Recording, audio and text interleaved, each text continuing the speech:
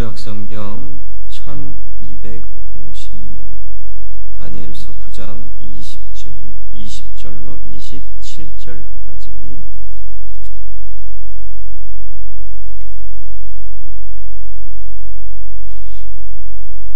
제가 한 절, 여러분 한 절 교독하겠습니다.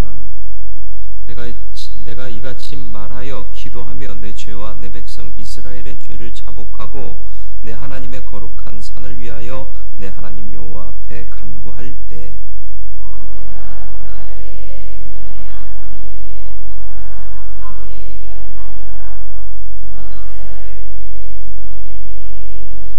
내게 가르치며 내게 말하여 이르되 다니엘아 내가 이제 내게 지혜와 총명을 주려고 왔느니라.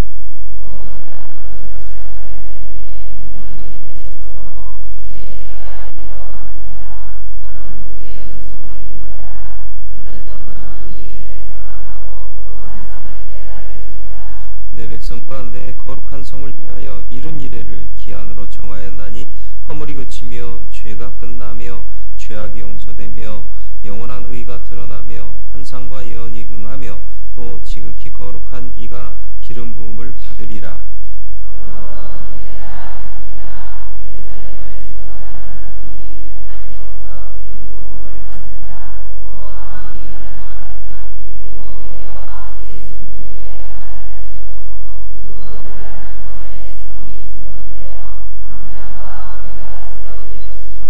예순두일의 후에 기름 부음을 받은 자가 끊어져 없어질 것이며 장차 한 왕의 백성이 와서 그 성읍과 성소를 무너뜨리려니와 그의 마지막은 홍수에 휩쓸림 같을 것이며 또 끝까지 전쟁이 있으리니 황폐할 것이 작정되었느니라.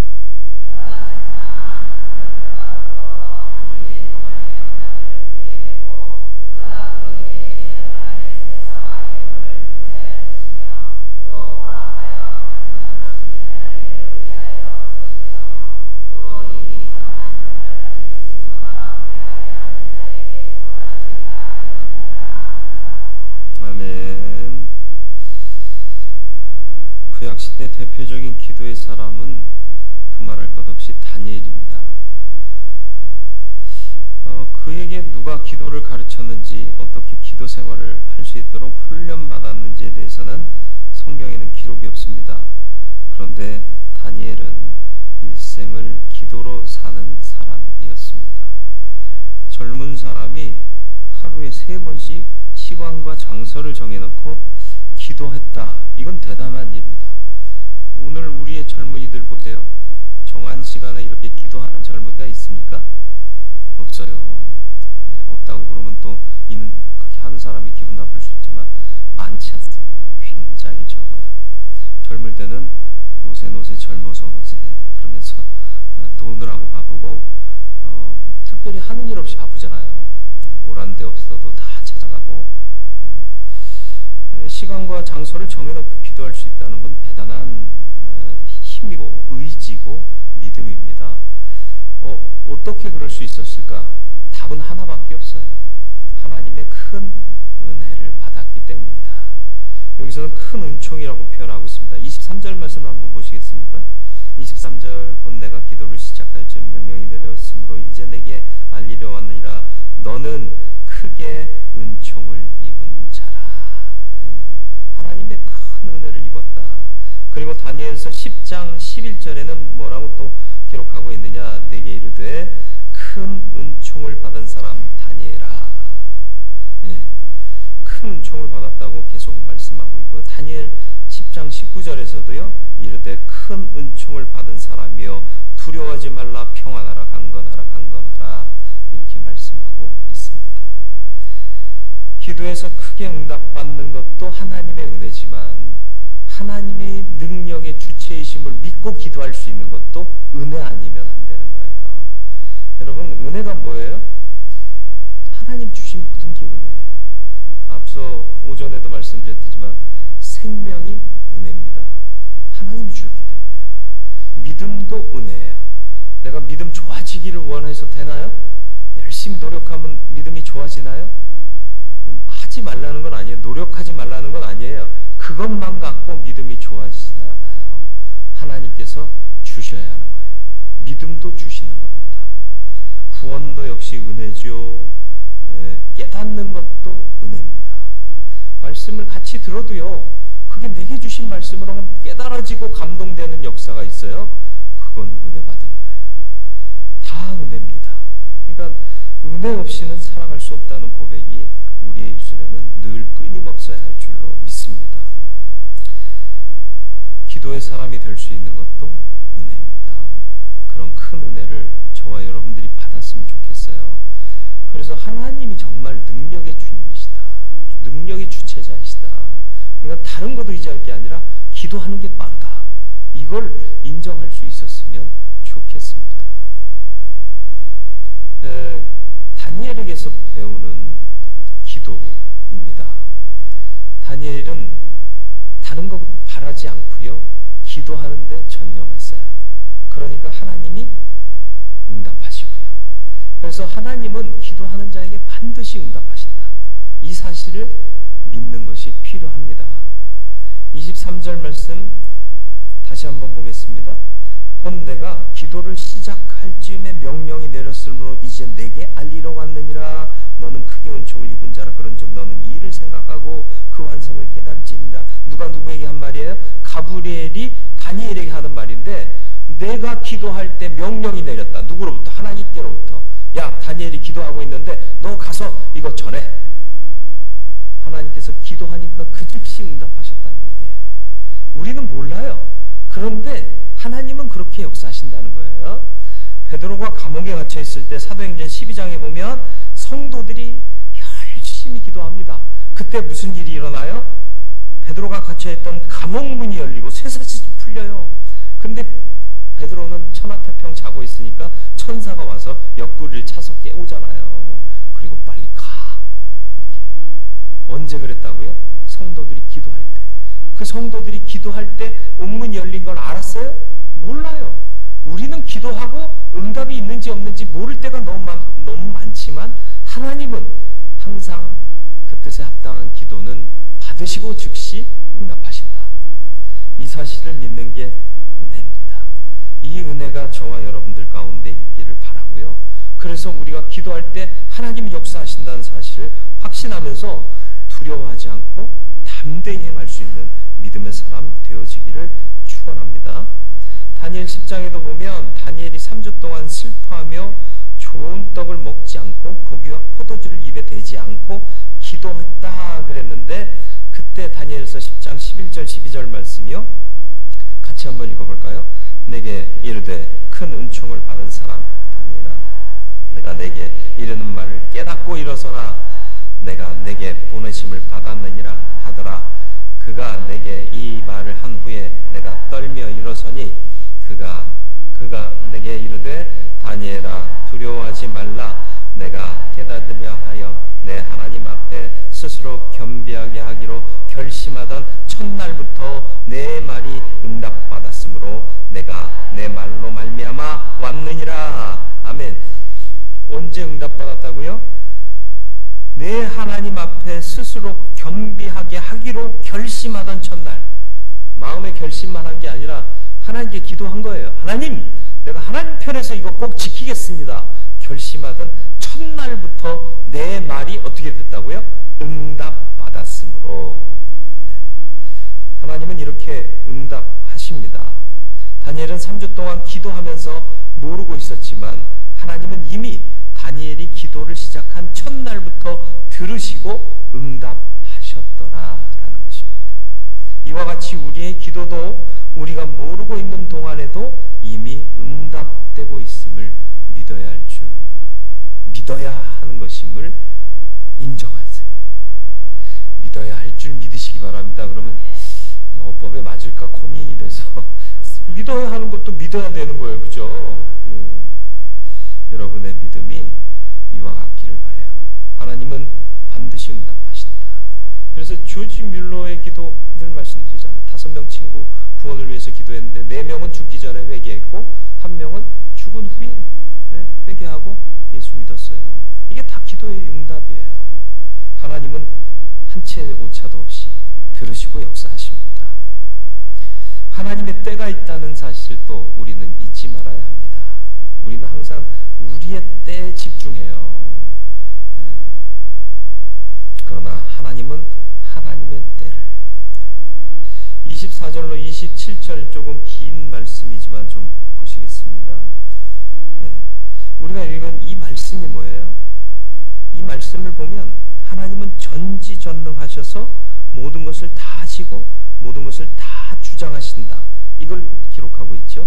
이 세상을 사람들이 다스리고 주장하는 것 같지만 사실은 하나님이 이 모든 것을 정하신다는 거예요. 아무렇게나 되는 대로 행사하는 것이 하나님의 역사가 아니라 정한 때와 기한이 있어요. 그래서 70일에 62일에 7일에 이런 것들이 다니엘에게 말해지고 있는 것입니다. 하나님이 그냥 역사하는 거 아니에요. 나중에 한번 봐. 이건 우리의 약속이고요. 하나님은 언제까지 내가 그 일을 이루리라. 이렇게 확실히 하나님의 때를 정하신다는 거예요. 물론 그걸 우리가 알 수도 들을 수도 없을 때가 많습니다만은 분명한 것은 하나님께서 때와 기한을 정해놓고 행하신다는 거예요. 이걸 못 믿었던 사울이 결정적으로 실수하는 사건이 여기서 나오잖아요. 하나님이 왜 지체하고 계셨을까요? 하나님이 왜 하나님의 사람을 정한 시간에, 약속한 시간에 못 가게 막으셨을까요? 그때가 아니었기 때문에. 우리는 정해진 시간에 안 왔는데 네 책임이지 내 책임이냐? 이렇게 생각할 수 있지만 하나님의 때는 죽을 때까지라도 기다려야 되는 거예요. 아무리 위기가 닥쳐온다 해도 하나님을 기다리는 게 믿음입니다. 왜요? 하나님이 주인이시고 하나님은 한치의 오차도 없이 행하시는 분이기 때문입니다. 우리는 항상 하나님 앞에 겸손해야 돼요. 겸손이라는 게 뭐예요? 주께 맡기는 거예요. 하나님을 의지하고 하나님을 바라보는 그런 믿음이 우리 안에 있을 때 우리의 기도는 응답되고 그 기도를 통하여 하나님의 역사가 나타남을 보고 누리게 되는 온전한 은혜의 사람이 되어질 줄 믿습니다. 하나님이 여러 가지를 통하여서 또 우리에게 응답을 주시고 또 여러 가지 현상을 통해 깨달을 수 있는 가능성을 주시고 또 특별히 말씀을 주셨습니다. 바르게 깨닫는 것이 큰 복입니다. 기도하고 이것이 하나님의 뜻이구나 하고 깨달을 수 있는 게 복이에요. 근데 많은 사람들은 자기의 기도를 강화시켜요. 내가 갖고자 하는 이 마음, 내 욕심 이걸 담은 기도를 자꾸 정당화시키고요. 자꾸 거기에 맞춰서 생각하게 돼요.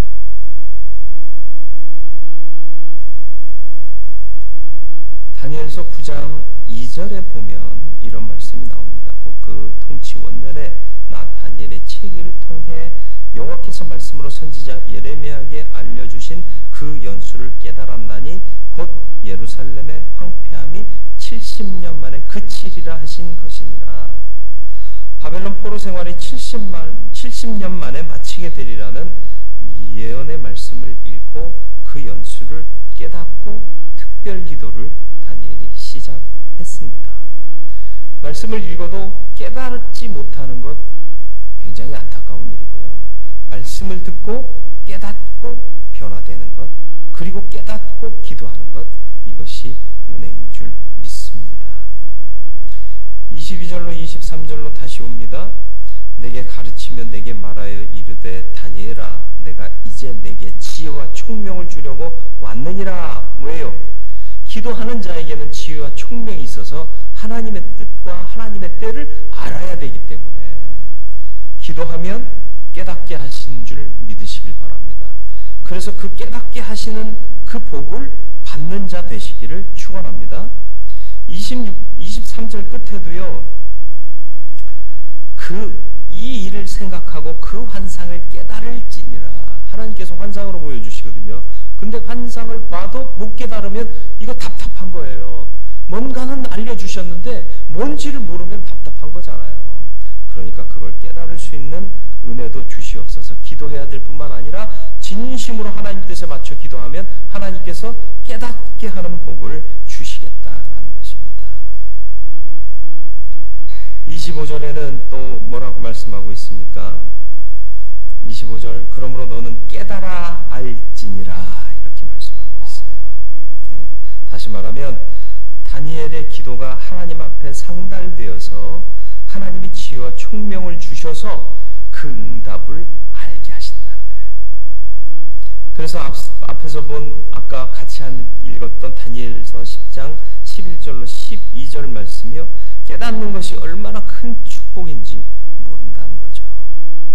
하나님의 비밀을 깨닫게 되는 것은 오직 기도하는 자에게 주시는 하나님의 은혜입니다. 모르면 불편하잖아요. 모르면 답답하잖아요. 알면 속 시원하잖아요. 늘 말씀드리듯이 뭐가 자꾸 속이 안 좋아요. 갔는데 혹시 캔서? 암 아니요?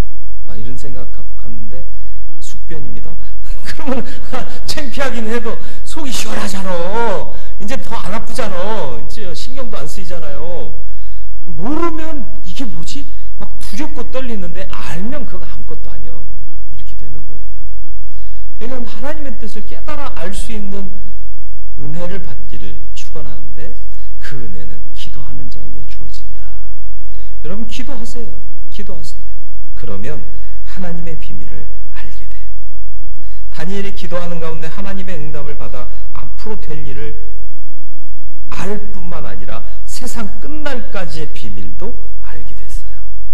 엘리 제사장 때도요, 엘리 제사장이나 홈리와 비느하스가 알지 못하는 것을 나이 어린 사무엘이 알아요.